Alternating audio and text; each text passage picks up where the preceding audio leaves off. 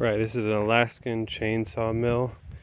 Amazon special, $100-something with the G660 Holzfforma 28-inch bar. Got this out yesterday. Tried my first board. Pretty simple. What you want to do is get yourself set up high. Otherwise, if it's down on the ground, it's going to be miserable. You need to be working at about waist level. The most difficult part is getting started.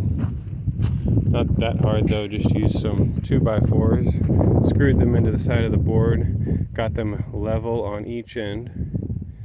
That first cut takes a while. You want to have your saw set.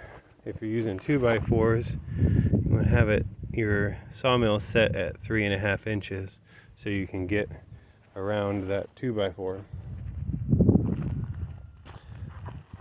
After that first cut, it's really pretty easy.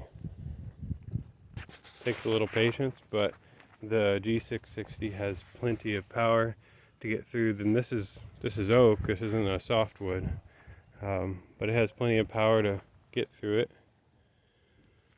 Big old pile of sawdust. Now this one tree, 5 slabs, used up about a gallon of gas. About every slab you want to go ahead and refill with gas and lube, and I've been putting a little lube on the end of the saw here as well. The Holzfforma is really easy to use. It started up on the second or third pull for me. Got the simple choke down here, just like any other saw. Choke it all the way first and then back it off. Very easy. You want to hit this decompression button every time, otherwise it's not going to work. But she has been totally easy to use. Still on my first blade, it hasn't shown any signs of dulling yet, but I haven't been in the dirt or anything with it.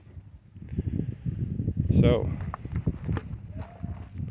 first time, maybe an hour and a half, 5 slabs, pretty easy.